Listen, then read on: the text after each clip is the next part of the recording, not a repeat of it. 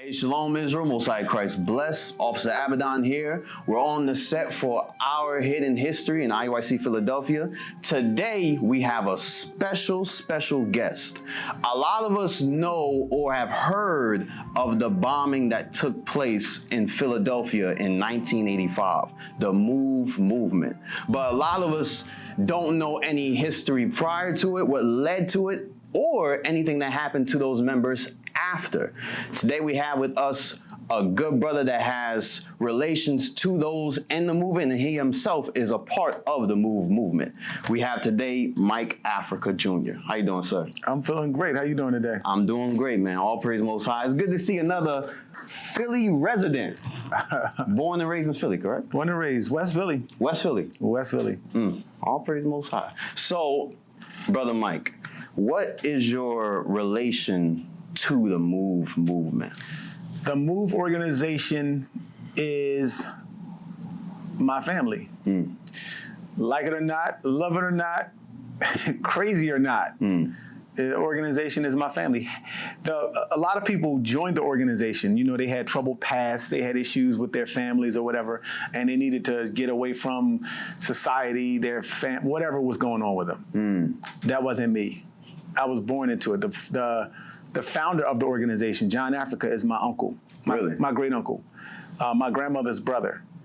And he started the organization. My grandmother was a member of the organization. My great aunt, Louise, who owned the house on Osage Avenue, she was a member. Her son was a member. My grandmother had 5 children. They were all members. Wow. My father was a member. So half of the organization was my blood family. Wow. So that's how I am connected to it. A lot of times we hear from, the past revolutionists, it's always about, okay, I joined because of this, but you yourself was actually in the family of the movement. That's right.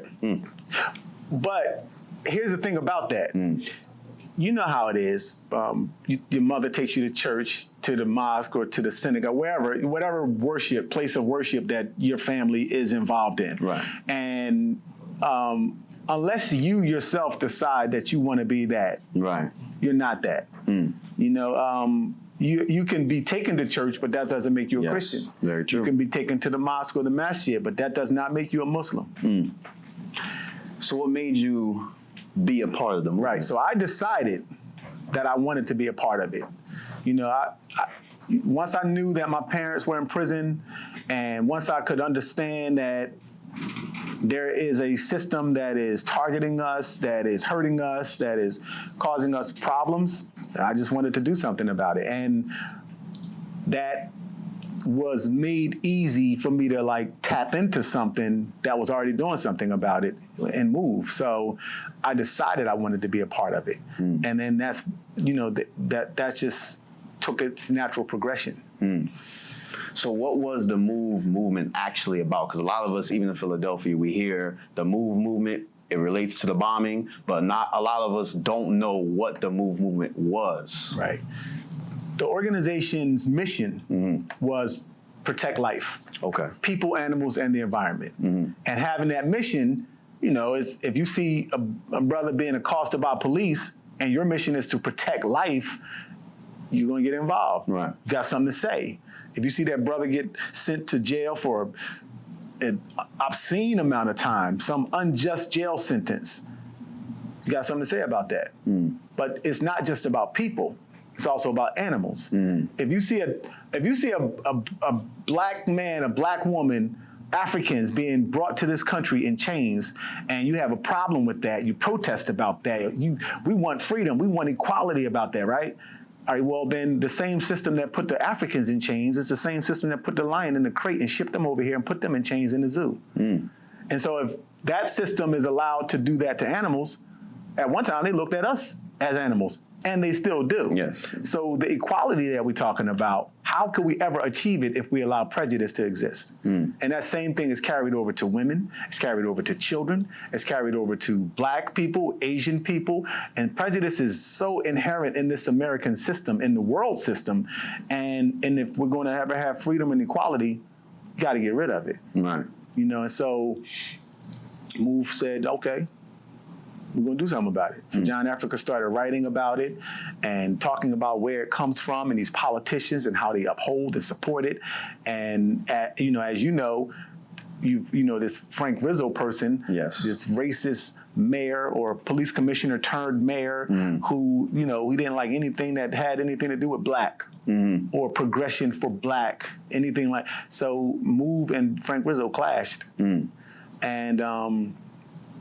he had law enforcement on his side, and M.O.V.E. had ourselves most of the time. And some members from the community, but for the most part, it was like M.O.V.E. against the world. That's how M.O.V.E. felt about it anyway. Right.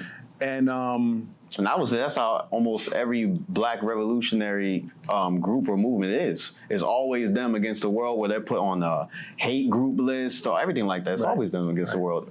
Propaganda. The most frustrating thing about that is the people that are fighting for change get criticized for that fight. Yeah. That really, people are so ignorant sometimes. Right. Like, I have so many family members that hate M.O.V.E. because M.O.V.E. took a stand, and blame M.O.V.E. for what happened to M.O.V.E.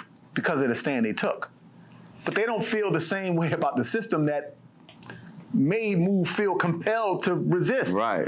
They are the same people that every Black History Month, they want to, clap it up. Yep. They want to, Martin Luther King was this, that, and the other. I promise you, Martin Luther King agrees more with me than he does with them. Yeah. But because it is they are so shallow. Yeah. Right? And they want to act like, we caused the problem because we shouldn't have been making noise. M.O.V.E. shouldn't have been making noise. But at the same time, Black History Month come around, Martin Luther King's birthday, if Malcolm X Day is around, they all front and center, acting like they with it. A lot of people are comfortable with the way society runs, so they don't ever feel a need to go against the grain to make a change for them. Right. Even if they see things going wrong with their own family members, with the system that has their own family in the prisons, they will never say anything. Man, we got two idiotic presidential candidates right now. Yes, we do.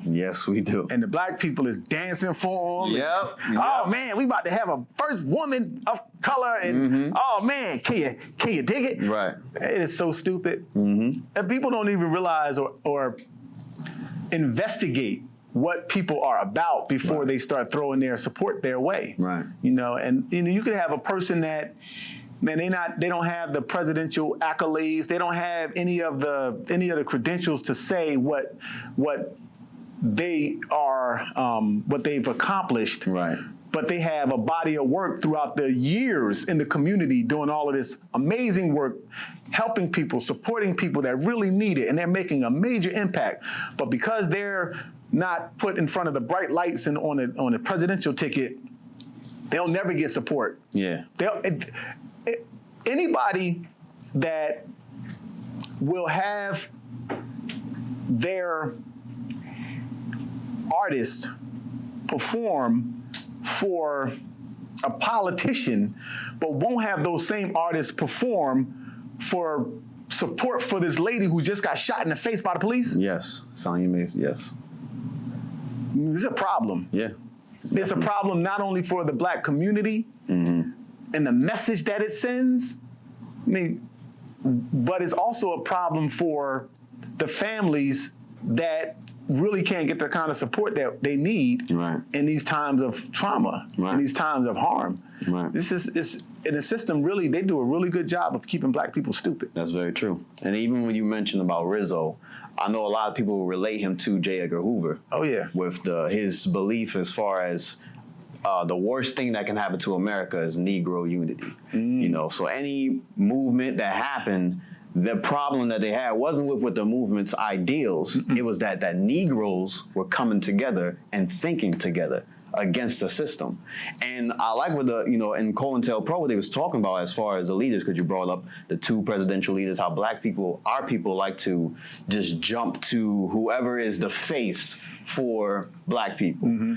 But in their writings, they talk about how if there's a leader set up, the only leader that's going to be set up for black people that we set up is going to be set up by them. Right.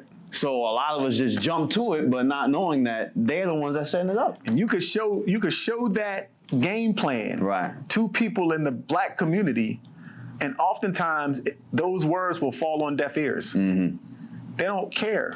Very true.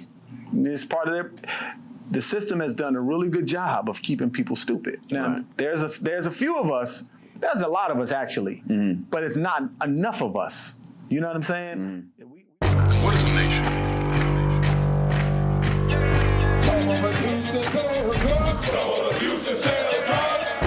Nation is men leading by example.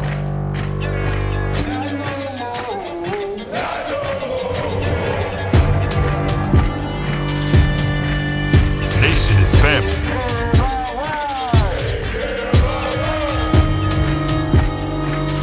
Nation is community. Nation is children with role models.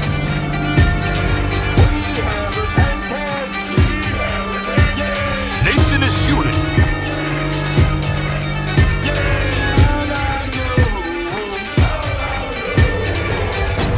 Nation is you. And finally, my brethren, be strong in the